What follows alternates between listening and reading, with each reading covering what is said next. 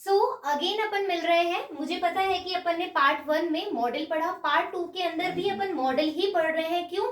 क्योंकि उस समय क्या हो रहा था कि सडनली हमारी इलेक्ट्रिसिटी चली गई थी, क्योंकि बारिश का मौसम है तो इलेक्ट्रिसिटी चली गई। अब क्या कर सकते हैं, तो मैंने पार्ट 2 में भी अपना मॉडल ही चला रखा है। तो आप मॉडल, हमने लास्ट बार क्या देखा था, यहीं तक ही देखा था, है ना। पार्ट 1 में हमने लिपिड और मोनोलेयर देख लिया था, याद आ गया कि हमने क्या करा था, एक लेयर बनाया था।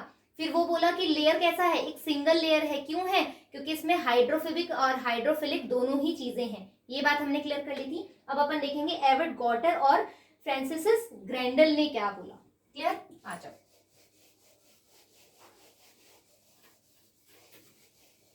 तो हम देखेंगे हमारा दूसरा मॉडल। मॉडल का नाम लिखेंगे अपन, मॉडल का नाम लिखेंगे अपन लिपिड बाय लेयर। ठीक है, ये किसने दिया? गॉटर और ग्रेंडल नाम के वैज्ञानिक ने। अब क्या हुआ, कहानी में ट्विस्ट हुआ। उन्होंने तो बोल दिया, लैंग्वेज ने बहुत, देखो हम, हो सकता है कि जैसे आप मॉडल पढ़ोगे तो इन दोनों का नाम ना पढ़ो, है ना, लेकिन जब इन्होंने बोला कि लिपिड की एक लेयर है और वो भी सिंगल है ना, तो एक देखो, एक चीज कहीं से आती है, हम कहते हैं ना एक बात आई है, तो जहां आग लगी होती है वहीं धुआं उठता है।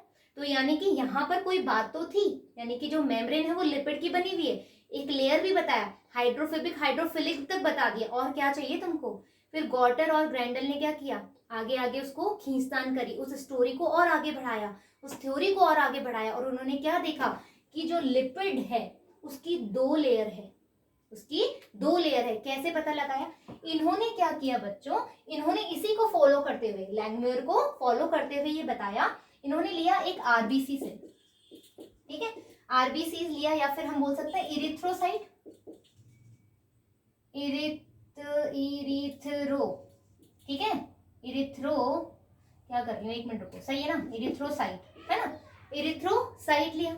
अब तुम्हें याद हो तो इरिथ्रोसाइट के बारे में कि भैया इसके अंदर तो न्यूक्लियस ही नहीं होता, ये तो खोखली है अंदर से। कैसी है ये? तो ये लो मैंने सेल बना दी, ठीक है, ये लो, ये मैंने सेल बना दी। इसमें क्या है? लैक ऑफ न्यूक्लियस है, लैक ऑफ न्यूक्लियस है, यानी कि न्यूक्लियस नहीं है, ये हॉलो है। तो ये एक मोटा सा क्या है, ये जो मेम्ब्रेन है, जब लैंग्वेज ने कहा कि एक सिंगल लेयर है, उन्होंने इसका रेशो बताया था 2, ठीक है, सरफेस एरिया ने बताया 2। लेकिन जब गॉटर और ग्रैंडल ने देखा, इन्होंने इरिथ्रोसाइट को क्या किया, आइसोलेट किया, इन्होंने देखा कि अरे ये तो थोड़ा सा गड़बड़ लग रहा है ना, इन्होंने देखा ये तो बहुत मोटी है, मोटी है, तो उन्होंने इसका सरफेस एरिया निकाला, है ना, इसका सरफेस एरिया निकाला, तो ये बहुत मोटी थी, तो उन्होंने 1 कर दिया। तो यदि आप गॉटर और ग्रैंडल और लैंगमुयर का यदि रेशो देखोगे मेम्ब्रेन के लिए, तो क्या होएगा, इधर देखो, मोनोलेयर इधर है ना, और इधर अपन पीएम लिख रहे हैं, जय हो, ठीक है, प्लाज्मा मेम्ब्रेन, प्राइम मिनिस्टर नहीं, इसलिए मैंने जय हो बोला। तो मोनोलेयर और प्लाज्मा मेम्ब्रेन देखा, तो इसका रेशियो ने रखा 2:1, ठीक है, 2:1। जो ये 2 लेयर यदि करते हैं तो इसका ये 1 ही पार्ट है ना। क्यों बोला? क्योंकि ये जो लेयर है वो इस तरीके से बनी हुई है, ये लो, ठीक है, ये लेयर जो है इस तरीके से बनी हुई है, ये घूम रही है, ये लो, ऐसे मैंने घुमा दिया, ये लो, ये लो, मैंने घुमा दिया इस तरीके से, इस तरीके से। और तुम्हें एक और इंटरेस्टिंग बात भी बता देती हूँ, चलो अब, ठीक है, अब जब आरबीसी अपन देख ही रहे हैं तो इसका इंटरेस्टिंग पार्ट भी बता दूं कि ये जो लेयर बनी हुई है आरबीसी में या इरिथ्रोसाइट के अंदर, चूंकि न्यूक्लियस नहीं है, तो यदि तुम्हें पूछा जाए ना कि प्योर प्लाज्मा मेम्ब्रेन तुम्हें कहाँ देखने को मिलेगी, ह्यूमंस के अंदर या फिर एनिमल्स के अंदर, तो तुम क्या बोलोगे? आरबीसी में। कहाँ मिलेगी? आरबीसी में। जो रेड ब्लड सेल्स होती हैं, जो इरिथ्रोसाइट्स होती हैं, उसमें प्योर प्लाज्मा मेम्ब्रेन देखने को हमें मिलती है। Clear that? मजा आया सुन करके? थोड़ा इंटरेस्टिंग होना चाहिए ना टॉपिक। सो हमें पता लग गया। तो गॉटर और ग्रैंडल ने क्या बताया कि लिपिड की एक सिंगल लेयर नहीं है, वो बाय लेयर है, 2 लेयर पाई जाती है। कैसे? इरिथ्रोसाइट को आइसोलेट किया, माइक्रोस्कोप में देखा, और देखा तो पता लगा कि भाई ऐसी सी कोई रामकथा है इसके अंदर, या इसमें कोई ना कोई कहानी है ना। आ गई बात समझ में? आ गई? यहां तक क्लियर? अब देखो तीसरी बात हम देखेंगे, डेविसन और डैनेली ने क्या बोला। तीसरी बात हम देखेंगे कि देवसन और डैनली ने हमें क्या बात बताई। इन्होंने तो लिख दे, अपन मॉडल लिखेंगे, मैं हमेशा पहले साइंटिस्ट लिख देती हूँ। सैंडविच, हाय भूख लग गई होगी बहुत सारे लोगों को, सैंडविच मॉडल भी लिखेंगे बच्चों, ठीक है। सैंडविच मॉडल या फिर हम बोलेंगे ट्राइलेमिनार, ठीक है, ट्राइलेमिनार, ये लो, ठीक है, ट्राइलेमिनार मॉडल। क्या हुआ सैंडविच का, कौन कौन बना रहा है, अभी सैंडविच नहीं बनानी है, दिमाग इधर उधर नहीं दौड़ाना है, अभी हमने क्या करना है, पढ़ाई करनी है, फिर बाद में खाना खाना है। मुझे पता है अपना क्या होता है, एटीपी खत्म होती जाती है जब अपन पढ़ते हैं, हमारी एनर्जी बहुत खत्म हो जाती है और हमें भूख लगती है, मेरे को तो लगती है। सो हमें क्या करना है, सैंडविच बाद में बनाना है, पहले हमें देखना है मॉडल में क्या है। क्लियर है। इन्होंने बोला, किन्होंने, देवसन एंड डैनली ने, इन्होंने बोला कि भैया ऐसी कुछ संरचना मैंने देखी, ऐसी कुछ संरचना मैंने देखी। ये लो अभी दिखाते हैं कैसी संरचना है, ये लो ऐसी कुछ संरचना जो है मैंने देखी, ये लो, और इसके अंदर ऊपर भी जो है इस तरह की एक लेयर बनी हुई है, ये लो, ठीक है। तो यानी कि ये जो मोटी मोटी है, ठीक है, ये जो मोटी मोटी है, ये कौन सी लेयर है, ये है प्रोटीन की बनी हुई, ठीक है। और ये जो बीच की एक लेयर, अब कुछ लोग सोचेंगे बाई लेयर भी, एक ही लेयर बोल रहे हो। अरे भाई एक बात बताओ, तुम 2 ब्रेड लेते हो, उसके अंदर तुम टमाटो डालो, प्याज डालो, तुम उसमें चीज डालो, तो क्या तुम एक ही लेयर बोलते हो ना तुम, है ना। 2 मतलब ब्रेड के बीच में तुम सैंडविच बना रहे हो तो अपन बहुत सारी चीजें डाल सकते हैं। तो वैसे इन्होंने लिपिड बाई लेयर को एक ही चीज बना है, एक ही परत, है ना। जैसे तुम ये देख रहे हो, बिल्कुल सही और परफेक्ट डायग्राम है। यहाँ पर एक लेयर है प्रोटीन की, ये काली वाली भी एक प्रोटीन की लेयर है, बीच में क्या है, अपने बीच में अपना lipid by layer. Clear that. ये किसने बताया, ये बताया देवसन और डैनली ने। और इसी को अपन, क्यों 3 लेयर हो गई, protein lipid protein, protein lipid protein, 3 layer हो गई, तो ट्राइलेमिनार भी हम इसी को ही बोलते हैं, कंफ्यूज नहीं होने का, ओके। तो ट्राइलेमिनार बोल दिया, ये किसने दिया, देवसन एंड डैनली ने, वेरी गुड। अब देखो ये चीज यही खत्म हो जाती, अब अपन बोलेंगे, अब अपन क्या बोलेंगे, अब अपन बोलेंगे रॉबर्टसन। यहां पर आया कहानी में ट्विस्ट, मजेदार ट्विस्ट। कैसे, क्योंकि अब आ गया अपने पास इलेक्ट्रॉन माइक्रोस्कोप। अरे हाँ जी भाई, यहां पर अपने पास आ गया इलेक्ट्रॉन माइक्रोस्कोप, सारे माइक्रोस्कोप से ऊपर है, इसी में अपन वायरस भी देख सकते हैं, पता है तुम लोगों को। तो अब जो मॉडल आया है 4th नंबर का, इसको हम बोलते हैं यूनिट मेम्ब्रेन। क्या बोला अपन ने, यूनिट मेम्ब्रेन, यूनिट। इन्होंने बताया, रॉबर्टसन ने जब इलेक्ट्रॉन माइक्रोस्कोप के नीचे अध्ययन किया तो इन्होंने बोला कि अरे मतलब जितनी भी मेम्ब्रेन है ना, जितनी भी लेयर है किसी भी ऑर्गेनेली पे, वो एक लिपिड की बनी हुई है ना। तो उन्होंने बोला कि वो यूनिट है, किसी भी ऑर्गेनेली की एक ऊपर की जो लेयर है वो एक यूनिट है। तो हमने क्या बोला, यूनिट मेम्ब्रेन। किन्होंने दिया, रॉबर्टसन ने दिया। किस आधार पे बोला, इन्हीं के आधार पे। देखो स्टडी जब होती है ना, किसी भी चीज पे जब चर्चा होती है, जब एक्सपेरिमेंट होते हैं, तो हम पीछे से बातों को घसीटते घसीटते घसीटते घसीटते आगे तक लेकर के जाते हैं और कुछ ना कुछ कंक्लूड निकलता है या कंक्लूजन निकलता है, कंक्लूड कर पाते हैं। तो रॉबर्टसन ने जब इलेक्ट्रॉन माइक्रोस्कोप निकाला तो उन्होंने यूनिट मेम्ब्रेन दिया। क्लियर बात, कि भाई लेयर का बना हुआ होता है।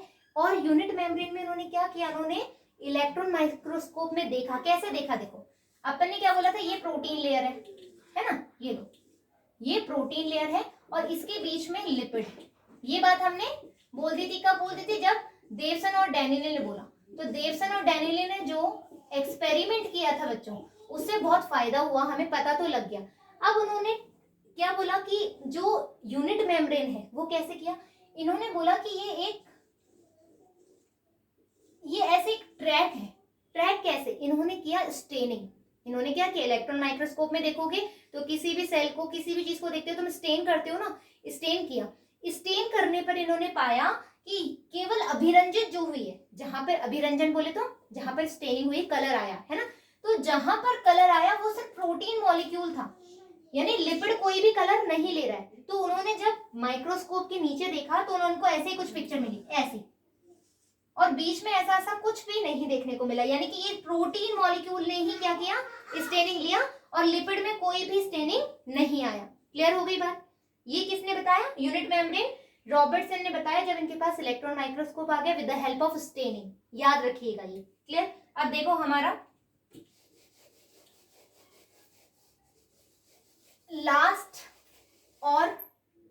वाइड एक्सेप्टेड मॉडल, जिसको हम कहते हैं fluid mosaic model. Fluid mosaic model, ठीक है। ये किसने दिया? सिंगर एंड निकोलसन ने। हम ये बोलते हैं सिंगर और निकोलसन नाम के वैज्ञानिक ने दिया। वाइडली एक्सेप्टेड है, सभी ने इसको बहुत उम्दा और पसंद किया कि भैया क्या मॉडल दिया तुम लोगों ने, अब तो इसके आगे कहानी खत्म हो गई है, मतलब फाइनली कंक्लूड कर दिया इसको। किन्होंने? सिंगर और निकोलसन ने। इन्होंने बताया कि जो ये लिपिड बाइलेयर है, लिपिड बाइलेयर है, इसके अंदर प्रोटीन भी है। ये लो, इसके अंदर प्रोटीन भी है। ये लो,